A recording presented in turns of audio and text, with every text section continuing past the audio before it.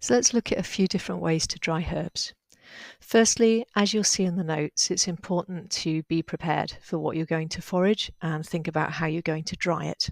Some herbs need to hang up, some needs to go into paper bags, some need to be separated. So roots need to be taken from leaves, for instance, like dandelion.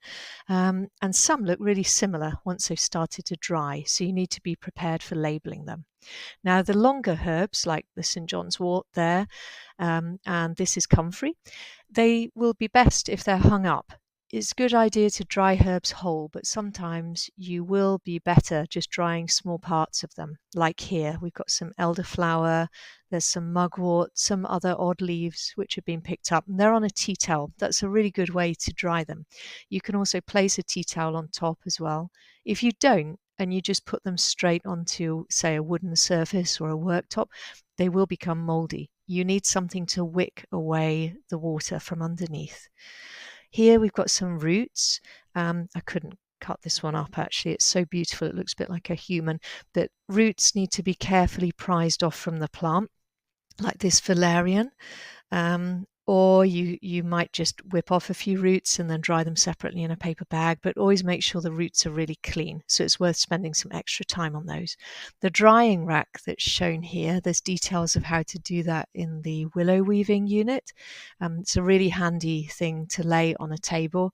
You can hang it up on the wall in between use, but it's a really nice way to dry flowers. Just remember to put some muslin or some clean cloth underneath to catch any pollen. Even really dry herbs or dry looking herbs like the holly here do need to be dried before storing, unless you're going to use them fresh, of course.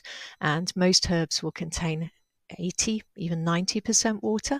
So, if you take the time to weigh the herbs before when they're fresh and then afterwards, you'll see a huge difference.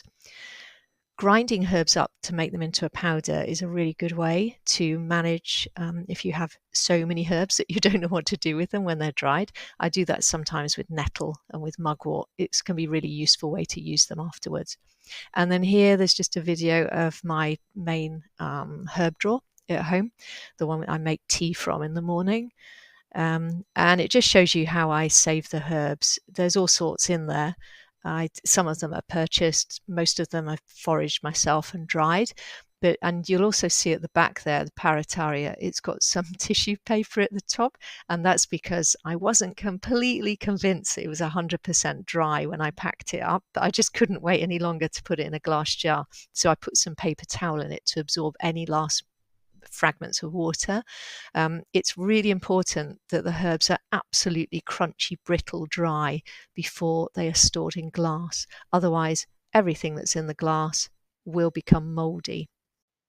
So I hope that's been useful and given you a few ideas about how you can dry herbs. If you look at this photo at the end, just to summarize, with the herbs that I'd brought home here, I'd have to sort them out, check that they were clean them off and dry them, surface dry if needed. Make sure that I knew which was which. And then it looks like most of those would have gone into paper bags, but perhaps the longer leaves I would have hung up. Well, happy herb drying and see you next time.